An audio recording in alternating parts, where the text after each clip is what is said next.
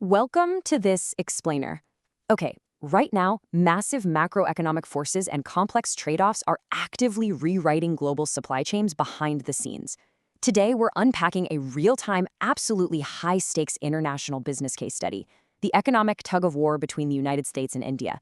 Because, let's be real, when economic titans negotiate, it's not just about smiling and shaking hands. It's about energy hedging, technology transfers, and fiercely protecting domestic industries. All right, here's our game plan for today.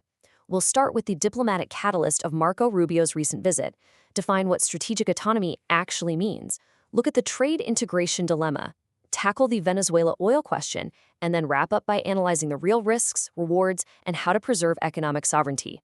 Let's get right into it.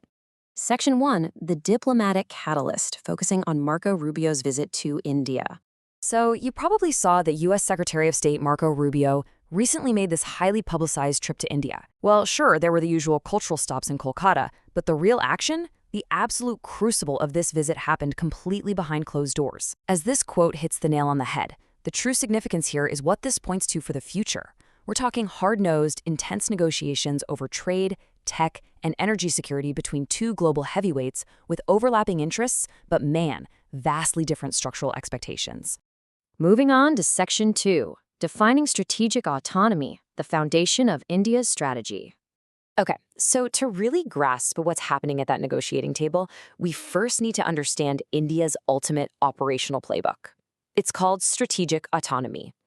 Essentially, it's this incredibly deliberate balancing act where a nation maintains highly diversified foreign relations and flexibility rather than locking themselves into rigid military alliances. From a pure business perspective, this is honestly a masterclass in hedging your risks and avoiding the trap of single vendor dependency on the global stage. Just look at how brilliantly they've historically pulled this off. For decades, India has successfully compartmentalized its massive supply chain. It's like a giant puzzle. They've sourced defense equipment from Russia, cutting-edge tech from the US, their energy needs from Gulf nations, and major investment capital from Europe. They are securing very specific, highly strategic needs from a totally diversified portfolio of partners. And we're even seeing this mindset spill over into security alliances like the Quad. The operational focus there is quietly, but definitely shifting. It's becoming less about your traditional military posturing and way more focused on actual economic resilience. We're talking about securing supply chains, locking down critical minerals, and setting standards for semiconductors. The business of national security is increasingly just becoming business. Which brings us to Section 3, the trade integration dilemma and the structural tensions in trade. Now, here's where the friction really starts. On one side, America obviously wants deeper access to one of the fastest-growing economies on the planet. Makes sense, right? On the other side, India desperately wants advanced manufacturing investments. But the friction points are deeply structural. You have a developing economy's defensive posture, naturally wanting to protect its agriculture, dairy, and local manufacturing, crashing right into a developed economy's push for massive tariff reductions, IP protections, and global supply chain integration. The big dilemma is, how do you integrate globally without totally crushing your domestic industries that just aren't ready for that massive scale of competition? All right, Section 4, the Venezuela oil question, which is our core business case study for today. So all this structural tension leads us straight into arguably the most sensitive issue in this entire relationship, energy diplomacy. Which raises a really huge question.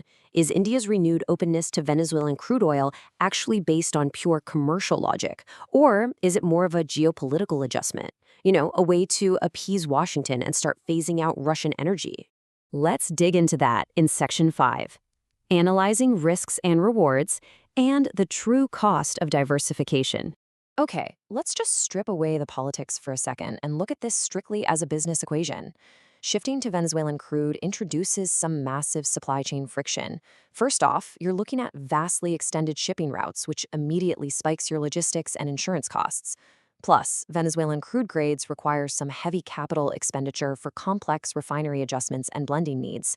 But the ultimate strategic risk here, if you take on all these massive logistical costs just to make your diplomatic partners happy, well, India's strategic autonomy suddenly turns into just an instrument of geopolitical accommodation rather than a genuinely sound economic strategy. Now, on the flip side, if true diversification is actually driven by real market economics instead of outside pressure, the ROI is absolutely undeniable. Relying on multiple global suppliers drastically reduces a nation's long-term vulnerability. When your energy purchases are commercially viable, it inherently strengthens your overall energy security. And ultimately, maintaining that independent choice to just pick the best suppliers, that reinforces absolute national sovereignty. But why does all this high-level, closed-door diplomacy actually matter to the rest of us on the ground?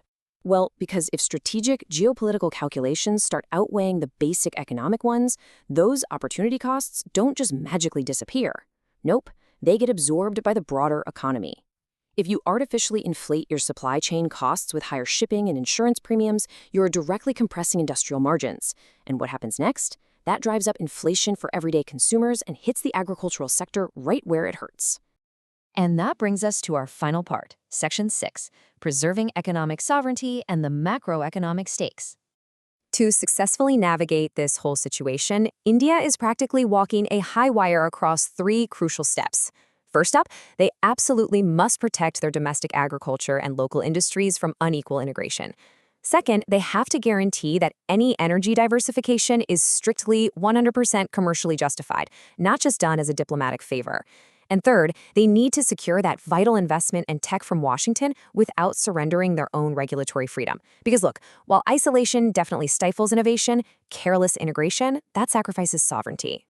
So it all boils down to this. Will India negotiate its future with confidence or out of pure necessity? As these massive macroeconomic forces collide, one single diplomatic visit obviously isn't going to decide the whole outcome. True success here depends entirely on whether India can maintain that strategic autonomy while still securing the global economic growth it so desperately needs. It is just a phenomenal international balancing act, and it's for sure one we are going to be watching very closely. Thanks so much for joining me for this explainer. Keep asking those big questions, and I'll see you next time.